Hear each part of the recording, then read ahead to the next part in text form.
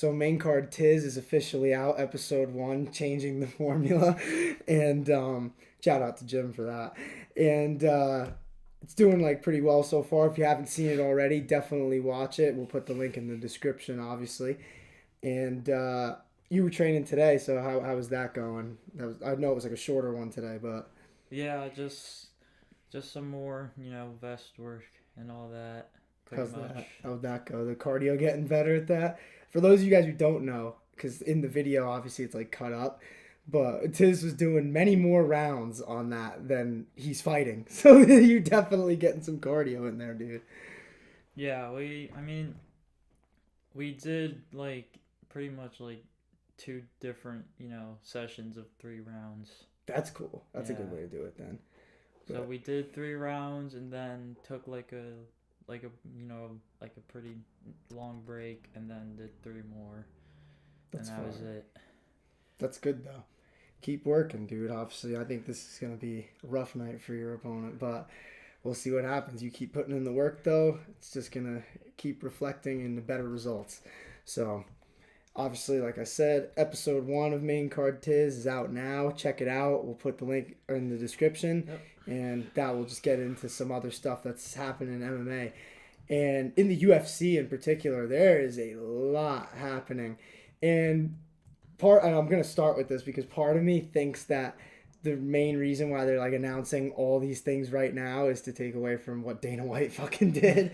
So I think like we just I didn't feel right just talking about all these crazy things and just being like another one of these people who's just gonna like let this go.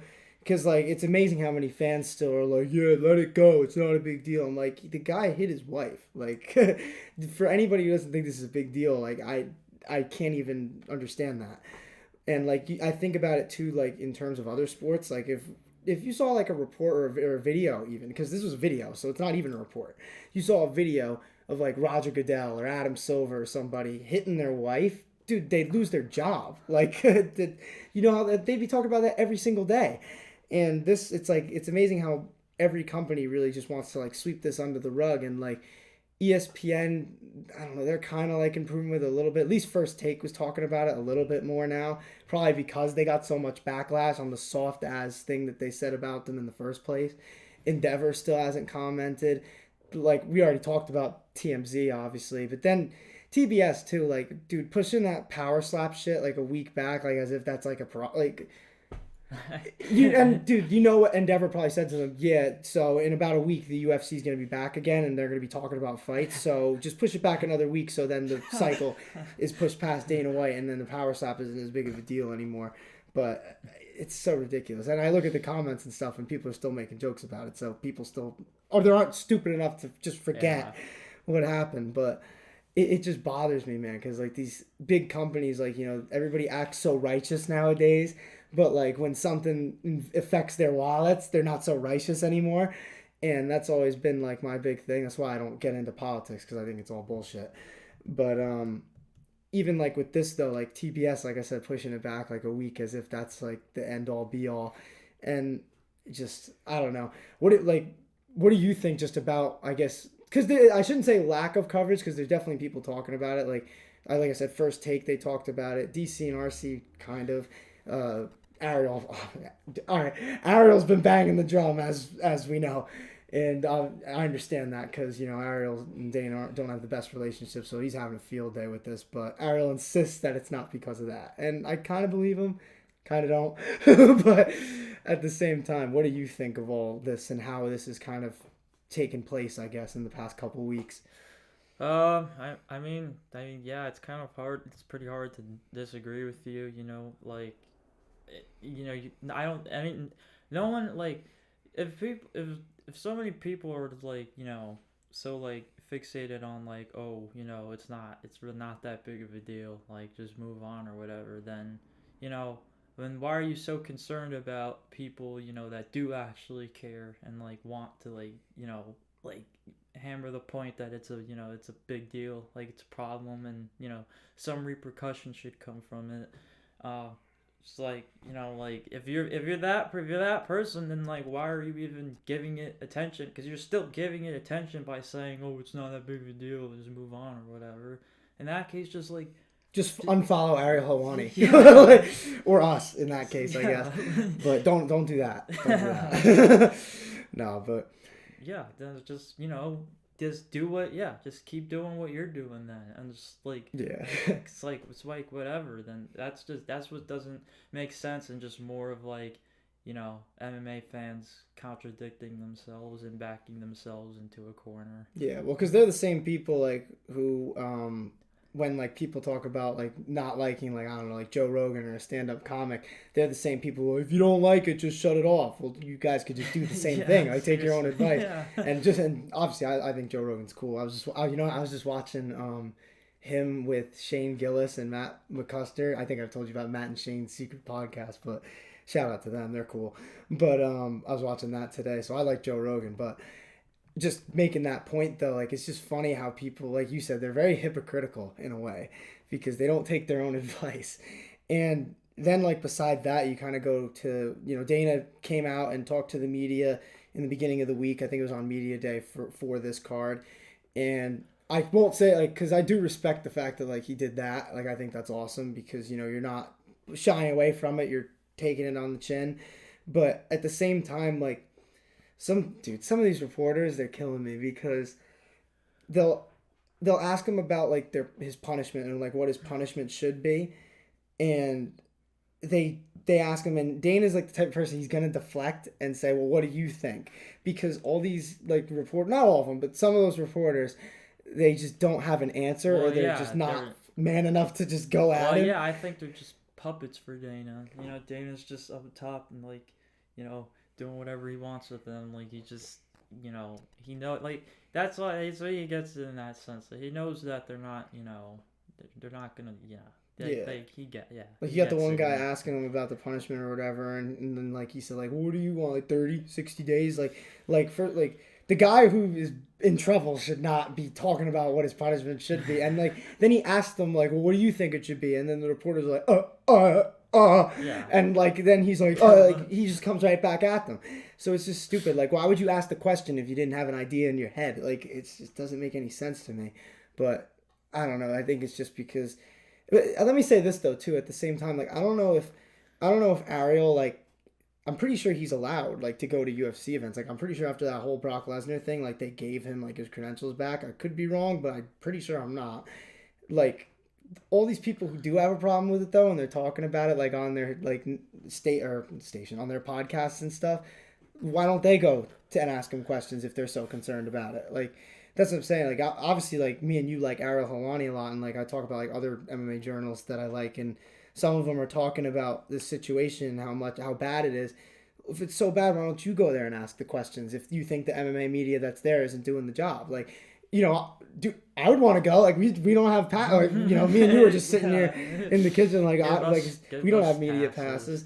But like I don't understand that. Like maybe I'm wrong though. Maybe it is like a select few people like who get the passes, and if it is, I apologize. But if that's not the case, like maybe some other people should come in and really ask the question and think it out before you go there, because it seems like these guys are just asking the question because it needs to be asked, and then when Dana like comes at them and it kind of like is combative about it, they're like sorry. He's like it's like he's controlling them, like mind games or whatever. Yeah. And it's really not that like deep or complicated either in terms of like mind games. Like it's simple. He's just kind of alphaing them. Like that's really what it is. Yeah, it's simple. You come prepared and ready to ask, not care. Like whatever he says is what he says. Like that. Back to like the whole when we were talking about Paddy Pimblett and Ariel Helwani. Like you gotta have like for a job like that, you gotta have thick skin to a degree. Yeah, man, and I don't know. It's just so weird to me because like. I think about it in any other sport, like I said, any sort of domestic dispute would be all over ESPN, all the networks, and like in this case, it's just not. And I just don't understand that because if you're gonna put someone else like through the ringer because of this, then you should put everybody through the ringer like that. Like, and there's so much hypocrisy in sports about all that, and I don't know. I don't even know really where to go with it. It's just because I think this story's gonna die out at some point, and it obviously that happens, but at the same time, like I said, if this is anybody else, we'd be hearing about this for the next month until something happened. So. Yeah, Twitter has a feature where you can mute words that you don't want to if it's something like this, for instance, like you could literally just type in Dana White and you won't see like his name anymore in your Twitter feed. So it's like I kind of like that. I kind of don't. But it's kind of all right. Whatever. Yeah, but it's an interesting feature. Yeah, I don't. Nothing really like bothers me to that degree to go and do that. But like clearly, you gotta be a little sensitive to do that. That's kind of my point. Yeah, like that's what I'm trying to say. If someone truly like didn't care about the situation anymore and like they're tired of seeing it, then you just like you commenting or whatever, and then like your comment out of 100,000s of comments, however much it is, like your one comment is not gonna make this huge difference and change everybody's mind. And like, oh, you just commented this, now okay, well now it's over, now everyone's forgotten about it, and like you just changed. Like, no, that doesn't happen. It's like not in the real world. Like, I think about it, and I'm not like comparing Dana White to like a legitimate like actual criminal, but like you think about even in like the justice system, like let's say somebody and I think Ariel kind of said this too, I'm pretty sure, but like someone kills someone or something, the judge doesn't say, what do you think the punishment should be? Like, that's not how it works. And like that's for any crime, even like shoplifting, if you want to go there with it. Or domestic violence. The judge isn't asking the husband who beat his wife, what do you think you should get, like, in jail or something. But like, it's not like Dana's gonna be going to prison or anything, obviously, probably neither should he, because obviously his wife is kind of like forgiving him publicly and stuff like that. But it's just, I just don't like how Dana like keeps kind of putting it as like, oh, this is a personal thing, but yeah, you're a public figure. Like, that's not how this works. Like, that's not how the world works. Like, you can't do something in a public setting or a public forum and then it gets like out there and like you just say, oh well, nothing matters besides the personal point of it. Like, I get what he means, but it's not, you can't just not deal with it and not face any repercussions from like your job. But I don't expect anything to come of it, and that's kind of screwed up in my opinion. But like at the same time, all we can really do is like talk about like the things that pop up with it if they do. I mean, the only thing that's really popped up in the past week is that I think it was like let me read it so I don't get it wrong. The California Legislative Women's Caucus, they called for him to be fired. They sent like a whole thing to Endeavor, and that's not going to happen, sadly for them. But I get the, like, saying that. Some people don't want to hear about it at all. Some people are really outraged by this, and some people are kind of like in the middle, and it sucks. Like, I'm kind of in a spot like where it does kind of piss me off that like he's kind of just getting away with this, like, and nothing's gonna happen and it's just gonna keep going. But at the same time, I'm like a realist, and I know that like the odds are nothing probably will happen. And what am I gonna do? Like, cry in the microphone all year? Like, it's just, you can only talk about it really when it comes up, and like there's still been some news about it, and obviously Ariel will be beating the drum about it for probably a little bit. So hopefully it doesn't go away too easily. Yeah, I don't think nor should he hear the end of it. But like who even like knows anymore? Like, he's still gonna post, and he's still gonna post. Dude, he did fucking Friday like a week after it happened. I was like, that's bold. I saw it. He got like 600 replies, and all of them were related to this food slaps. That's what they were saying. I was like, oh god, Dana. And like he's posing with like Steve will do it at the casino with like bands of money. I'm like, this guy, man. He's the best promoter of all time. Like, let's just be clear about that. But as a person, it's kind of hard to have some respect for him. Like, I respect his business acumen. I think he's the best at what he does. But, with all the stuff that, like, you hear about him, and, like, I'm sure he treats people, like, with respect and stuff. Well, maybe not in this one case. But in general, like, the stuff that happens with fighters, and then you got, like, now this, it's just, I don't know, man. It's just a weird spot. Like, him as a person, it's not the same as him as a promoter. I would say that at the least. So I guess with that, though, we'll kind of move on from it because you can only really talk about it so much. But the next thing I wanted to talk about, and this is another thing that's kind of been swept under the rug somehow, but ESPN released like a huge article about James Krause and what he's pretty much being accused of doing. And now we have more, me and you, we talked about it and we were talking about maybe like, oh, what he did for this fight. Man, it is way worse. There's like multiple sources talking to ESPN. And basically, in short, what they're accusing him of is of being an agent for an offshore sports book that's based in Costa Rica. And for anybody who doesn't know, an agent is kind of like, for like a sports book in another country, is kind of like, they're like a middleman in a way. Like they work for that sports book and they try to get people in the U.S. to be on it.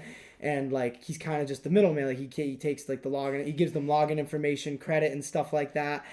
And he even offered, in the article it said they offered kickbacks for referrals. So like he would give you money like towards your account, like if you would refer. Like it's wild how deep this goes, if true. I mean, obviously, like many people aren't, but I'm still of the belief that it's innocent until proven guilty. But it's not looking good for him. I'm gonna say that. So, and I'm sure they're like I said, I don't think the Nevada State Athletic Commission would have suspended him if it like for nothing. Like that's like a big deal, and the UFC's banning him from like coaching. So I mean, my question is like, outside of obviously making a lot of money doing this, more than probably anything else he does. He said that verbatim on Ariel. So that's a quote. Undoubtedly more than anything else he does. Yeah. Why not anymore. Why in the way that he does it, and then why like him, for instance, like a former fighter himself, and now one of the best coaches, and now it's ruined. Yeah. Even if like he somehow is like proven in. Well, then again, because in MMA it's not really that type of community with. Like you would think just off those two things alone, like he already has like just a built-in advantage, like Yeah. As long as you like, at the end of the day, like, okay, so when we're doing the sports book and all, like, I kind of made sure to hammer this point home that like value is the name of the game. So it's all about the numbers, obviously, when it comes to betting. So literally, but like, this is like with a sport like MMA, for instance, like, it's like, you don't just like numbers and all that. Like they obviously matter a whole lot, but like at the end of the day, like it's one-on-one, like, anything like could happen, like with team sports, and obviously like correlation and all that, like that's a lot more to like easier to like dive in with like the numbers and all that, and then stats or whatever. MMA, like you have no idea how any fight is actually gonna play out. Like you can only make all you have is like the built-in like knowledge already that you can apply to what you're betting on. So like just from that alone, like, you would think like, all right, like he would be like, as long as he gets like he understands like the basics and all, like the fundamentals, I guess, of like just how sports betting in general works, then like he should do pretty well anyways. Hey man, if you're an agent for an offshore sportsbook, I'd say he more than understands the rules. It's crazy. Exactly, but now that's what I'm asking. Like, how does it get to that point? I don't know. I mean, he obviously has like his MMA like betting club. I think it's called like the 1% Club or something like that. Yeah, the 1% Club. And so you pay to be in it, and he says there's some high rollers in there too, like they're betting real money. So like, and they're paying him too sometimes to like take over their accounts and bet for. It's like, this is a whole big thing. And then even like you were talking about like the built-in advantage of it. Even Jeff Molina, who's like a UFC flyweight, who I think got suspended because of this too. He said, and I'll read just the article like paragraph. Like there's these people. Some of these guys are still involved with the UFC themselves. Yeah, well, Molina's suspended according to the article, but he said, and this is a quote: "He's trained with a lot of fighters." Talking about James Krause, he's trained with a lot of fighters, lives and breathes this sport as a coach/fighter, and at times has the scoop on injuries, non-announced matchups, how fighters look in camp, etc. Molina wrote in touting the club. In stocks, this is called insider trading. In MMA, in MMA betting, this is called James Krause. That's quite a quote right there. And then the rest of it, he said, for the last 6 months, all my bills, including mortgage and car note, have been paid via Krause picks. Do yourself a favor and join the VIP. But like, so in that one paragraph, you got him telling, James Krause telling people about the scoop on injuries, non-announced matchups, fighters in camp. That's legitimate insider information. Like, hey, this guy's not really looking good so far. Or he got hurt in sparring. But then he literally compared it to insider trading. Like, how? Oh my God, man, this has turned into a big problem. Now it's coming together as to like, okay, because he works with some of these guys, because he's a former fighter himself. All right, now he's gonna use it as, you know, a way to make money. Yeah, a way to make a bunch of fucking money. And like, what did it say in that article that even his own like? I mean, obviously the Derek Minner, like, you know, he already knew about the injury, so of course he's gonna, you know, gonna bet on the other. I don't know if you saw this when you were reading it, but he talked to ESPN, like the writer of the article, and he was telling them about like how like obviously like he had a minor knee injury coming in, and it was obviously aggravated during the fight. But then when they asked him if Krause had been doing what he's being accused of with this offshore betting stuff, he declined to comment and promptly ended the call, said, I'm going to, like, you know, just talk to my attorney. And just want to point this out. We've talked about fighter pay many times. These fighters are not getting paid enough money to keep an attorney on retainer most of the time. Maybe, like, their management. But I don't know. Then again, if they're any bit involved in what Krause is doing, they might be making a lot of money and enough to have an attorney. But they said in the article that no, he never provided an attorney, and an attorney never reached out. So that just makes me believe that he was just trying to get off the phone call and just like probably panicked. But who knows? Honestly, like anything could really happen with this. That's just that's insider trading if I've ever heard it. Yeah, and like I'm trying to read. Okay, so and UFC or UFC US residents, not UFC residents. U.S. residents who have worked as agents for offshore sports books have been charged with crimes such as tax evasion, operating an illegal sports betting organization, and money laundering. And the Department of Justice has accused offshore sports books that serve U.S. bettors of violating the Wire Act, which is a federal statute that prohibits those, quote, engaged in the business of betting, end quote, from knowingly transmitting wagering information across state lines. So not a lot of things you want to be involved with, you know what I mean? And you know, if James Krause is charged with any of those things, that's time in like prison, I'm pretty sure. So this goes above the UFC at this point. Like this is definitely the worst betting scandal in UFC history. Maybe if all this is true. This is also like, you know, part of like why he's the coach he is, and like he thinks the way he does. Like he just, in a way, he just like, you know, that better inside of him, just like, okay, like, you know, thinking about like, okay, the absolute like, you know, the absolute most like optimal outcome of like whatever fight, whatever situation, and a round or whatever it might be, or just like, you know, just like, you know, probably not, obviously not thinking as much of what could go wrong for obviously the guy he's betting on, but like, you know, like obviously like he understands that too, and so like maybe has to like pivot or whatever. It's just that inside information bothers me, man. Like, you know about how these, like, you could tell these people. And this is a lot of people betting a lot of money that a fighter maybe got hurt in sparring or he tweaked something doing jiu-jitsu. Yeah, like, that's a big deal. That could change lines. Like, and then obviously in the fight that all this came out about, Derek Minner came in with a knee injury.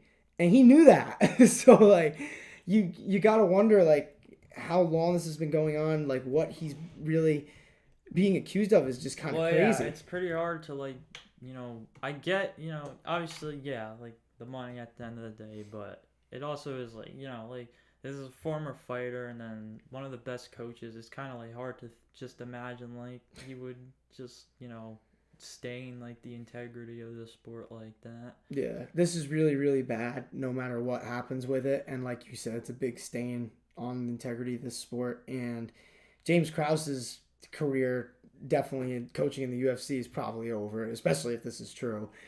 And, you know, this is obviously, and it sucks too because James Krause is like known as like the father of like MMA in like Kansas City pretty much. Like he started the movement there pretty much, and he's the head coach of that gym.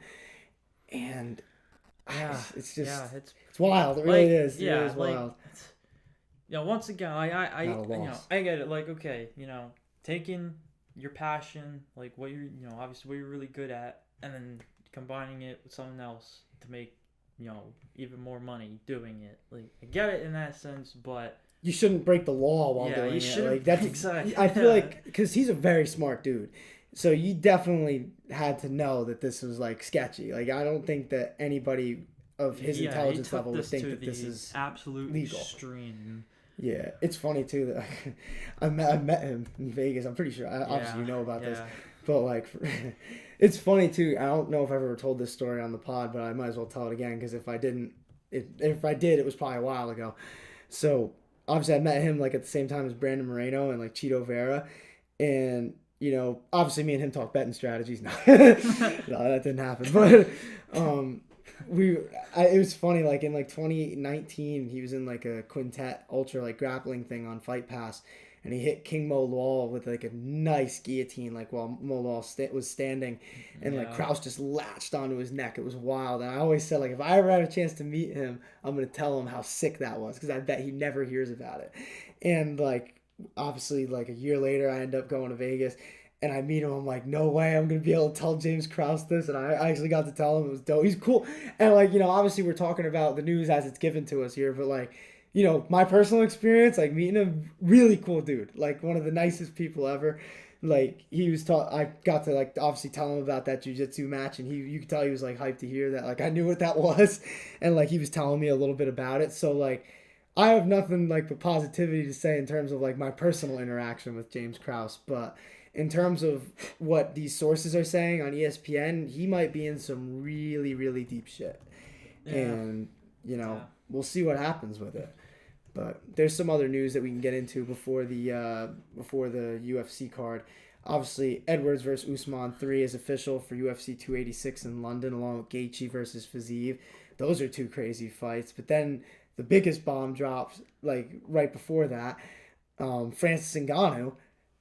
I don't want to say releases because I feel like it was mutual. Like the way that Dana kind of phrased it was kind of like a bitch move to me because he was kind of putting it like yeah, you obviously like know like how what he was taught what he what it was about and what he was trying to like. Yeah, he was trying to dance around like okay, like we all know why he Francis is actually leaving, but Dana's obviously not going to mention about money and all that. kind of did, but he put it in a way that was very general, and I thought it was pretty smart, but just kind of shitty by him. He said, well, we offered to make him the highest paid heavyweight in the company. And we've talked about fighter pay, like more than Brock Lesnar.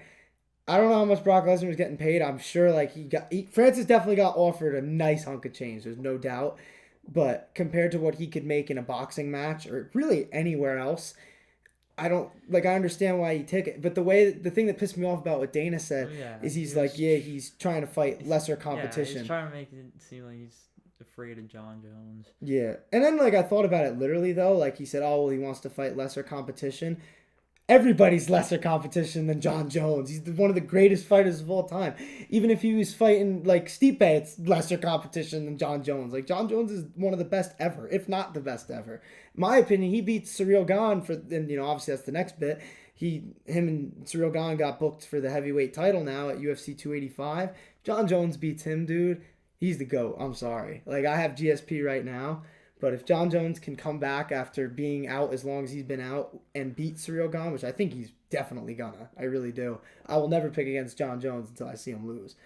And plus in this fight, I just think that like Gane's a great striker, but Jon Jones is gonna take his ass down. Like it's gonna be ugly in there, I think. But then Gane too, like he's pretty much going out on top. No one beat him for the title, so True. Like, vacated it. Yeah, like they said stripped. But how's it stripped when you mutually agree to leave? Like he's leaving the belt.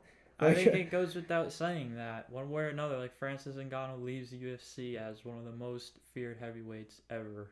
Yeah, man, and like I'm grateful for the time that he was in the UFC, man, because some of my greatest like memories of knockouts, dude, have been at the hands of that man. I mean, you think about his knockout of Alistair Overeem, dude. The back of Overeem's head almost touched his back. That's how hard he got hit with that one punch. And his God, man, like, do you think of the Stipe knockout? He just folded him. Rosenstruck in like 20 seconds. Knocked out Cain Velasquez. Knocked out like all these great fighters. I think he's gonna. I think he would make a pretty like a pretty alright like I guess little career out of boxing too. Honestly. Me too. I think he could do it. Like you could see, like at least like in these last fights of his UFC career, you could kind of see like he's trying that boxing like he's like just suddenly just gotten better and better. So I don't know. We'll see how he applies it to an actual boxing ring and an actual boxing match. But I'm here for it. Yeah. And Ngannou's head coach, obviously we were talking about it before the pod, but he sent us a nice little DM on the Instagram because I said he's one of the best coaches in the game, which he is. And Eric Nicksick is the man.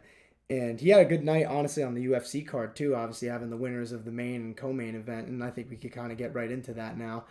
But Sean Strickland, on very short notice, I think like, what, 5 days? He fought Nasruddin Imavov, who I'm pretty high on. Back-to-back fight night main event. I know. I thought that was so badass, honestly. Just the fact that... and, like, I love the promo, too. Like, he says, like, yeah, like, you know, you don't want to fight, but sometimes you just got to get in there and do it. I'm like, that's such a badass way to think about it. And obviously they paid him a good chunk of change to do it. But it's awesome. He's awesome, Sean Strickland. I think it goes to show, too, like, how, you know, some of these fights get announced so, like, early, you know, on and a point from when it's actually going to happen. It's like, is it really necessary? Yeah, I saw Gastelum's mouth injury, too, because he posted something about it. Like, even my fight, honestly, for instance, like, damn, like, March feels like so long from now. Like, I feel like I'm ready to get in there in, like, a week or two, but... Gotta keep going. But yeah, like, I mean, yeah, like, at the end of the day, like, promotions gotta promote and profit and all that, get as much attention as possible. You get it, but, you know, you put yourself in the fighter's shoes, it's like, you know, all the, you know, not even like downtime, but like, you know, there's bound to be some downtime with some, you know, sometimes of how early these fights get announced and from when they actually happen. It's like, you know, do they really need that much time? Probably not, but... I like how Strickland for this fight said that his camp consisted of, like, snowboarding and just, like, doing fun shit. I'm like, that's kind of funny. And he won, too, so it was a pretty good camp. He, obviously, I think Strickland is... I think you could make the argument that he has the best jab in the promotion because just by how effectively he uses it. And the thing that I liked about this fight, and part of the reason why I was giving some praise to Eric Nicksick, is because his game plan coming in was just amazing. Well, there you go. That, too. Like, every training camp doesn't need to be like hell, you know? Like, you can, like, sure, like, you're gonna train differently maybe for certain guys, but, you know, like, you don't, you know, I guess, like, unless, like, obviously, like, you know, other fights are gonna mean more than others, so you're gonna train, you know, differently for others, and, you know, fight, like, yeah, there's always gonna be context around a fight, so... You know, yeah, I guess you just take it with that context, then, like, not every training camp you have to, like, go through absolute hell. I mean, I disagree with that. You do? Much. Yeah, I mean, this is just good luck. Like, I mean, he came in 10 pounds over him. Like, once I saw that, I was like, oh, shit. Because I already made my pick, too, like, a couple days before that. Because I thought about it. Like, I was like, Imavov, like, he's pretty good at, like, keeping it at kickboxing range and stuff like that. And he can, like, pick people apart. And then I saw that Sean Strickland weighed 10 pounds more than I was like, fuck me. I put it on Tapology already, too. I was like, God damn it. I was like, but because once I saw that, I knew that there was going to be some grappling involved. And then there was. Because, like, that's kind of why I'm impressed. Because, like, Strickland just kind of imposed his will, like, completely. Imavov was fighting his fight the whole time. Even when he was doing well and, like, landing counters, he was still on the back foot the whole time. So, I thought it was just a great win by Strickland. And, like, I get what you're saying, like, about the training camp. Like, the way I think of what you're saying is, like, in a way, sometimes it's good to have, like, a really short notice fight because you're not really going to be hurt. Because, like, a lot of these guys, like, coming through a training camp, like, you're coming in with some sort of injury. But sometimes maybe if you're coming in, like, with a few days' notice, you're kind of, like, I just guess more fresh, I would think. And Strickland obviously coming in more at his natural weight, too. It's, like, that was awesome for him. And he was able to just bully Imavov in the cage, just backing him up with that jab, combinations, nice teeps up the middle, putting him up against the cage and just beating him up. Like... It was just great. And I thought Imavov, like, did well, too, just because, like, lasting in there and having, like, he had a pretty good fifth round, too, for, like, getting battered throughout the rest of the fight. But, I don't know. I like Sean Strickland a lot. I'm just glad, like, he's not on a 3-fight losing streak and now he has won a fight. So, that's pretty good. I liked what Strickland said after the fight, too. I don't know if you saw he was talking about Stephan Bonner. But, he kind of, like, some people were giving him shit because on Instagram he kind of posted something talking about how, like, nobody was really there for him when he was alive, and now all of a sudden, like, now he's dead, like, all of a sudden people give a crap, and, like, that's with anything, obviously, if you really think about it, but at the same time, like, some people gave him shit for that, but I really loved what he said after this fight because you could tell he's kind of coming from the right place. Like, I get what he means, even though it was kind of harshly worded. But he was talking about how after the fight, how, like, it kind of, like, messed him up. That obviously, he died, and he thinks that it sucks that UFC fighters that are retired don't have any means, like, really of making money most of the time after their careers, and he thinks that the UFC should take care of those guys in some way, shape, or form, at least with some sort of health care or anything. And we've been saying that since the beginning too. Even Jake Paul's been saying the thing about health care. But I just like that he said that too, because a lot of people kind of like branded him like insensitive for saying like what he said, and just the fact that he kind of clarified it and just gave his respect and called for something like that too, like helping fighters after they're retired. I respect that a lot. Like, you could tell like his heart is in the right place, even though he strikes you as like an intense guy. That's for sure. So I like that a lot. But then you got the co-main event. Another guy I'm a big fan of, Dan Ige. He landed just the cleanest left hook on Damon Jackson and slapped him. That was pretty nice. But Jackson, like, really, the whole fight, he was just kind of keeping his head in the pocket. I don't know how much of it. Did you saw this fight? Yeah, right? I did. He looked, timid. Just kind of like afraid to I guess like throw, and I don't really know. I think you just straight outclassed him on the feet. Yeah, he didn't seem to commit to his strikes really, like you were saying. Like, he just seemed like a little. I mean, I guess who wouldn't be afraid with someone like who hits as hard as Dan Ige? But at the same time, you gotta take some chances. But I just think that the main thing here is like if he would have just not kept his head in the pocket and put his hands up, he would have been fine. Well, maybe not fine, but definitely wouldn't have been taking the damage that he was taking, because you could see it at the end of the fight because he was bleeding on his whole left side. He was getting hit with hooks the whole time. And like pretty much right after the first few, I was like, this is just a matter of time at this point. And then obviously it was round 2, right? He hit him with that hook and it was just folded him.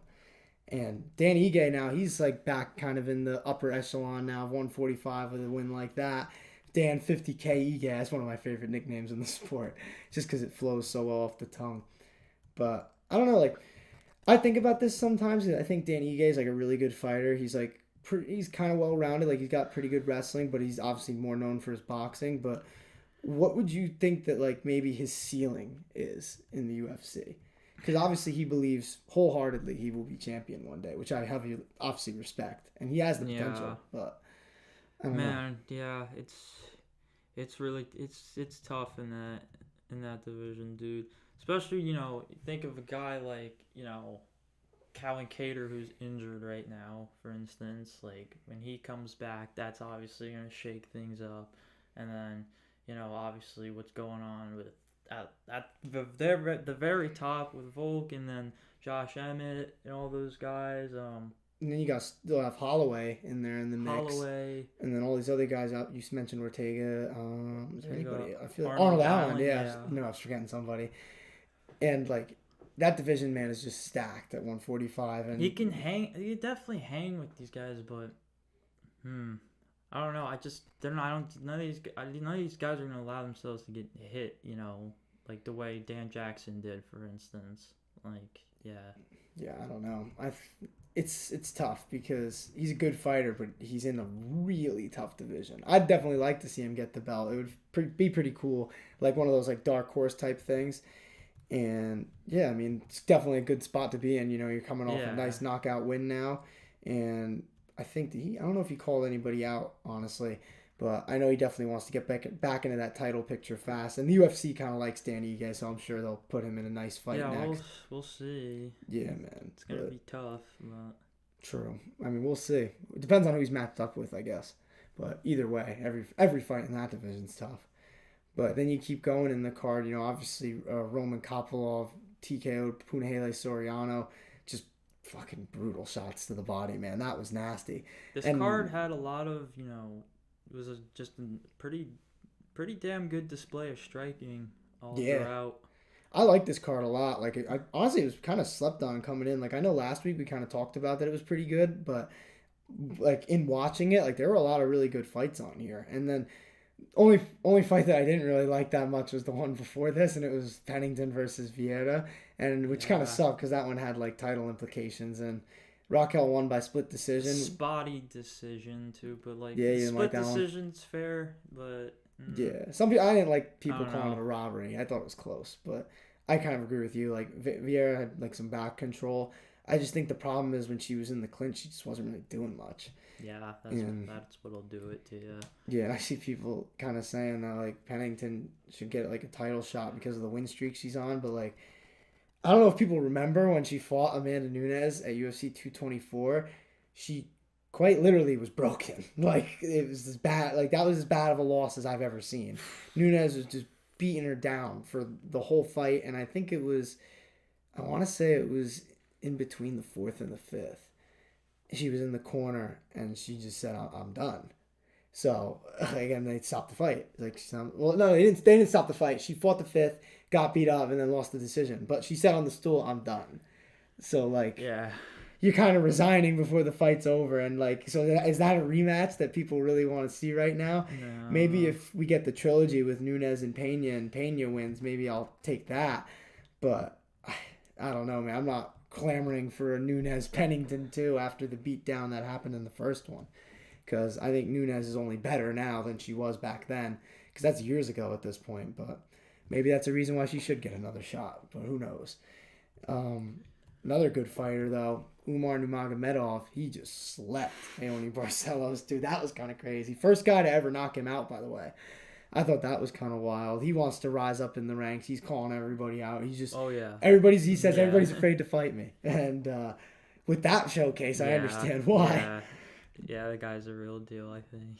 Yeah. Is it just me, dude, or because I'm kind of done with like the whole like because they overanalyze like everything Habib does. They've been talking more about Habib stepping away from MMA than they've talked about Dana White stopping his Dude, wife. yeah, I'm just so Like- like just I forget what it was in particular. I think I don't know if it was something about, Habib and, what his mom said to him and all.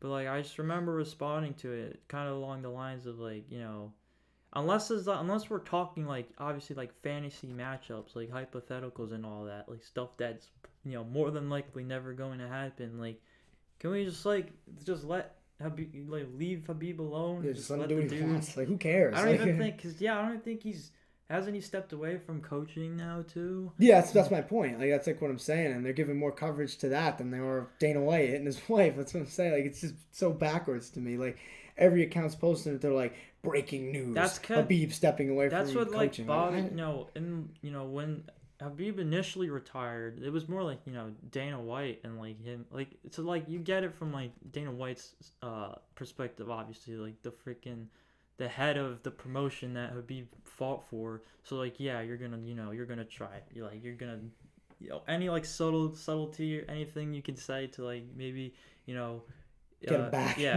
coerce like convince him to come back, like you'll do it. But even Dana White's like At like, this dropped point, it. it's Yeah, over. like so I don't understand why if Dana White if the dude up top himself isn't gonna get Habib back, then why is everybody else trying to? Yeah, and like they post it like as if like we're supposed to be so heartbroken. Like he's just like he's a retired fighter. Like just let him live. Like Jesus Christ. Like you don't like imagine like if on the news like people were talking about like Pat Riley all the time, like who's like a retired coach. Like if like every little move that he made was analyzed, like nobody cares. Like it's just I don't know. Like it doesn't faze me that much. Like I love him as a fighter.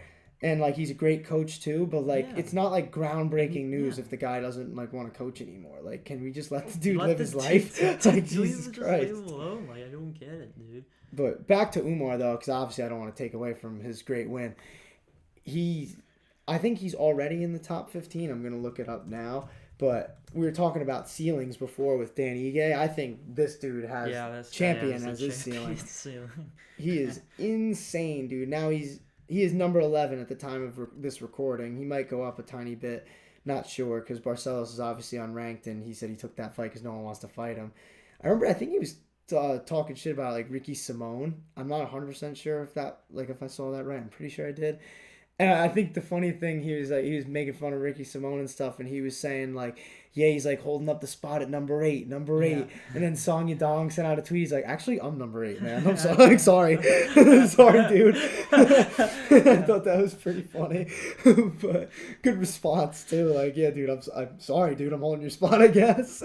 But anyway, I think that he has like a crazy good future, and like it just speaks to how stacked 135 is, man. It's just 1 to like 30 is stacked, and obviously the rankings only go up to 15, but still there's just so many good fighters in that division. And Barcelos is a tough opponent, man. He's got a good record, he's beaten good guys, and to knock him out like that, I saw amazing. some. This is talking about lightweight, but it would be pretty interesting if if we talked about it more and it did like in a way apply to other divisions. But I forget who the quote was from directly, but it was talking about how like the top guys at lightweight, they're really only just fighting each other. Oh, that was Beneil Dariush. He said that. He said that Poirier should just retire. I thought that was great. He said kindly, if he's not going to fight anybody below him, he should just quit. And then Dustin Poirier was like, I'll send you some free hot sauce. That's awesome. But yeah, it's like it's kind of like I don't know what that like phenomenon would be like. Why lightweight just only of all the divisions, I guess.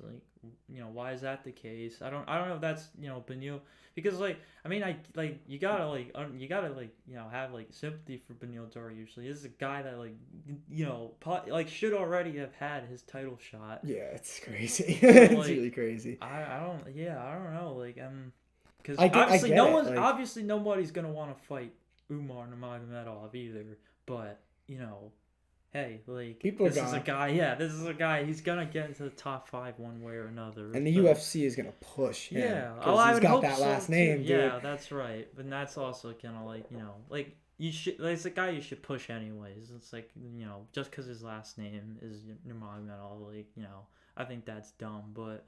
Yeah, he's that good though. He deserves the hype. That's exactly. For sure. He's not just a hype train, because the guys he's beaten are pretty damn. So it's good, but it also makes me question. There's a guy that should be fast tracked anyways. If he was, if he wasn't Nurmagomedov, would he be on the fast track or whatever? Wouldn't you want to see a fight between him and Merab? Yeah, that'd be kind of crazy. Because if Merab's not gonna fight for the title and Aljamain's champion, then what the fuck are we doing? He's just gonna sit on the shelf. Because Merab's one of those guys who's earned a title shot. He's gotten there. I think that win with Aldo pretty much almost sealed it.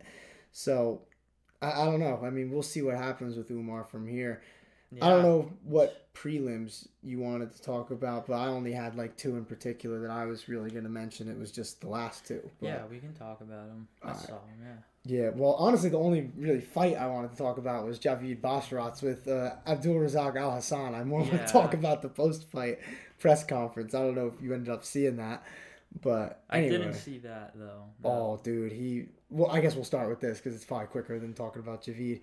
But Abdul Razak Al Hassan, he's fought Joaquin Buckley before, and he pretty much just went on a 5-minute tirade calling him every curse word under the sun and basically calling him a bitch about probably 100 times, and said that they should rematch in the cage. He wants it, and they better make this fight because he wants to kick his ass.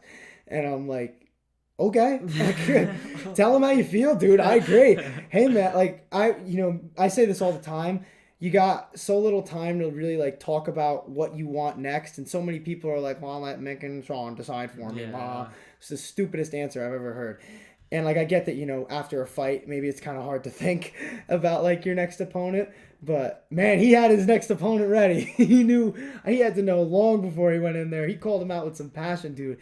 You gotta definitely watch that video at some point. And for anybody who hasn't seen it, just go on Instagram on MMA fighting or something and just watch the tirade that this guy goes on about Joaquin Buckley. And I even said on Instagram, tell him how you feel, dude. Let's go. I'm here.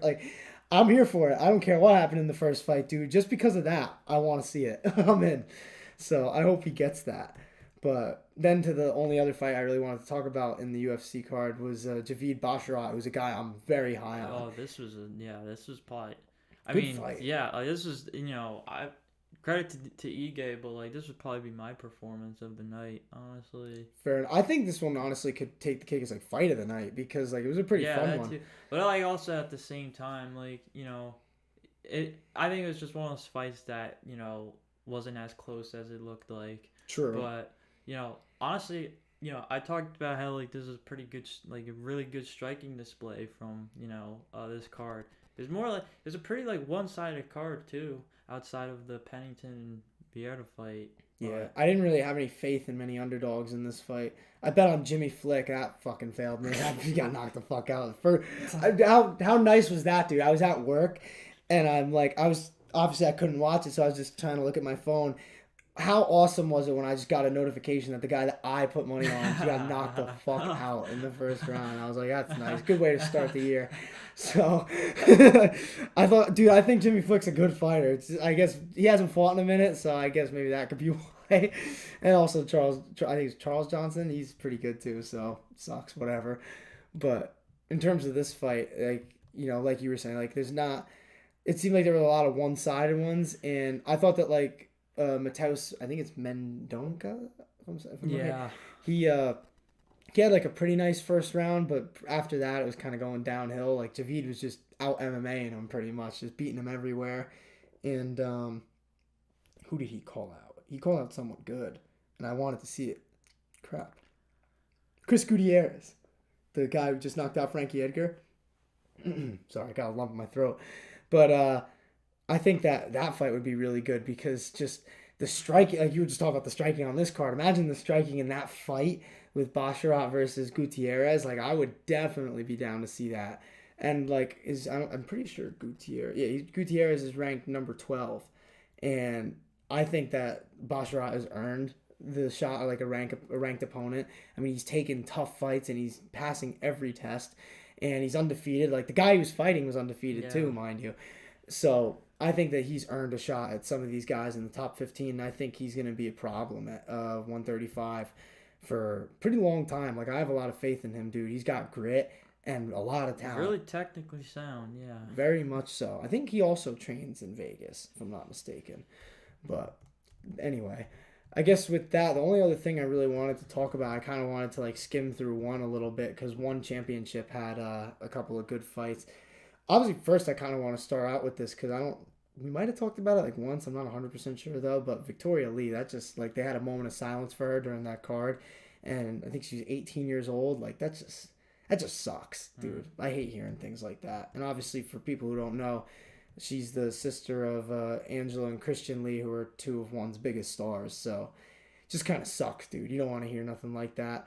But obviously, to the fights though. There were some good ones. I'm a big fan of Gary Tonin, as you know, and he had a nice Kimura over Johnny Nunez. I like that a lot. Didn't even know he was fighting, probably because One Championship posts about 21,000 posts every single day.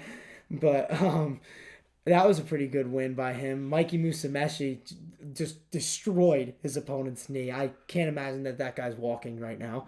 So that was pretty crazy. And we've talked about Rodtang on this show a couple times now, and he had a fun performance doing crazy shit that he's always doing, dude.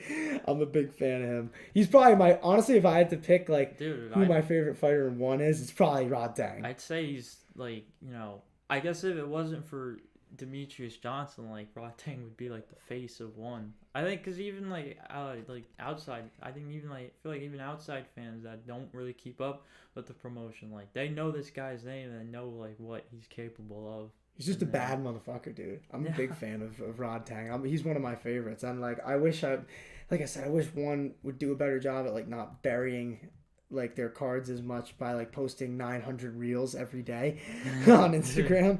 I don't know if it's any better on Twitter. Maybe you got to get back to me on that one. I don't know if you ever really looked, but if it is, definitely keep me posted on it because I like One Championship. But even besides that though, one last fight that I really wanted to talk about just a little bit, not really about the fight itself, but just like really the state of like women's MMA, but like Stamp Fairtex and Anna Supergirl, I want to say Jurunsak. It was one of those like mixed rules ones with it was MMA and Muay Thai, and it was awesome. It was a great fight. Like it was a legit war. Pretty sure Stamp won by I don't remember if it was split or unanimous decision, but I'm pretty sure she won. And I don't know, like my first thought when I saw like the highlights and stuff of this fight was just like, dude, the UFC has like some pretty good women's fights and stuff, but like one championship is right up there, dude. They Yeah. have a lot of great women's UFC, fighters.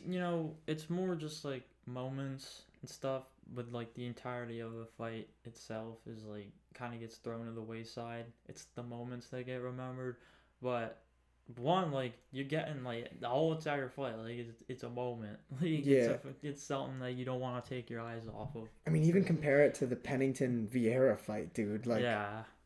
you know what I'm saying? Like, I think the one championship women's fight was definitely a lot crazier than the UFC one. And like, I get it. Like, it's a fight. Sometimes you just gotta win in any way you can. And I'm not trying to disrespect any of them. So I just think that that was like an amazing showcase for women's MMA. Honestly, I thought it was cool. At the same time, like you want to compete for those bonuses. So like like getting your hand raised is the most important thing. But like guys are competing for bonuses too. Like they want to be like the absolute breadwinner at the end of the night. So I mean, like I don't know. It is interesting. I would say that. Yeah, I honestly hope one championship like keeps rising and keeps rising because they're already huge in Asia. And like I saw too that the PFL is actually like they had like a decent amount of viewers on like their thing too, like with the pay-per-view and just like their shows in general. Like the UFC I think had like I wish I could find the stat, but like one championship they didn't even really know for them, and I'm like, I think one championship might be right up there with the UFC in terms of their total viewership, just because like the US market is definitely dominated by the UFC, but people don't understand like in Asia one championship is fucking huge, so and they have like a different respect for the sport over in those countries, like it's a lot different than it is here in the US. So I think they're a great promotion, and honestly, I just want to keep up with them more, but it's just impossible with all the things that they post. I would have to go on their page every day and just see if like what cards are when. So maybe I just had to do that and just maybe try and wake up one morning or stay up late one night and watch it. So, but anyway, next week is the light heavyweight championship, Glover Teixeira versus your Sweet Dreams Jamal Hill. And I like that fight a lot. I'm still kind of torn on who I think is going to win it. I'm probably going to watch like some tape this week and really kind of formulate my opinion and maybe talk about it on like the Instagram or something. But that's going to be a really good fight. And obviously with the flyweight title fight too, fourth fight between Moreno and Figgy. With Jamal Hill, how many 5-round fights has he been in to this point? See, I do agree with you there, but at the same time, I think that if he hits Glover Teixeira with an uppercut in the first round, it's over. That is it really is true. It's one of those fights very much be like a tale of two stories with that fight. So. Yeah, I think it's either going to be a Jamal Hill knockout or Glover Teixeira beatdown. Like, I don't know if this one's going to be a war. To be honest with you, I think Glover will be ready for the challenge, especially just coming off a training camp too for a title fight. I think it definitely suits also him. like what are the odds for this fight? If you want to pull them up real quick. Yeah, I'll look that up. I would imagine I was looking before. I honestly should have remembered it. Let's see odds. Because I think with this one is just whoever's at plus money is like a good bet. It's a valid point. Glover's an underdog. I'm actually kind of shocked by that. I figured Glover would be the favorite.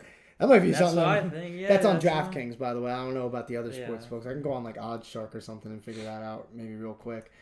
Let's see if it's like any different for the other promotions or other promotions, other betting apps. All right, that's weird. Can't go on that. Computer just kind of glitched out there. That was kind of weird, but. That's just crazy, though, that he's like a favorite on all these different... I'm trying to see if it really varies, but it doesn't. The closest that some of them really are is like a pick'em. So, if you want to do that, definitely not a bad bet to bet Glover Teixeira on this one. So, I don't know. I definitely agree with you there, at least in like from the betting perspective. I'd have to watch like their fights again, like I said, and kind of get a better idea of it. For me, it's like the only reason why I don't say like Glover by murder is because like... I've seen Glover like duck his head and get hit by some nasty uppercuts in my life. Especially you think of like, Anthony Johnson, rest in peace. He hit Glover with one of the nastiest uppercuts I think I've ever seen. and he slept him in like Oh 13 yeah, seconds. yeah, I and remember. I remember seeing this now.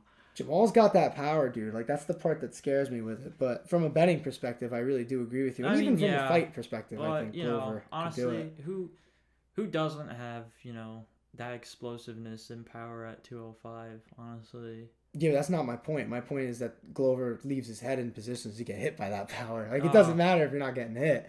But like you even think of the Yuri fight, he was getting like knocked around in that one. Like it's just against a guy who hits that hard, that's not a spot you really want to be in. But at the same time, like I said, I kind of see like the other side of it, and I almost lean that way too. Like with Glover, just kind of like being able to take him down and beat him up. yeah. But I don't know. Like I haven't really seen Jamal fight a guy like Glover, so that's why I'm like really intrigued by it. Because like I said, this could end really quickly, or it could be Glover to share a beatdown over the course of 4 to 5 rounds. So I'm intrigued for it anyway. This is gonna be like a really good card, and I can't wait to talk about it next week, man.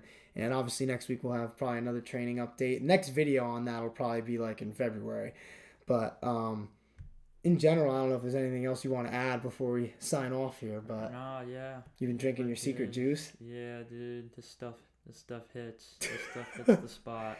Yeah, man. I bet it does. Yeah, But dude. Sorry, you guys will. We can't let you in on the inside scoop of it all, what it actually is, and all that. That's Yeah. Paulo Costa's thing, but yeah, only real ones know. Yeah.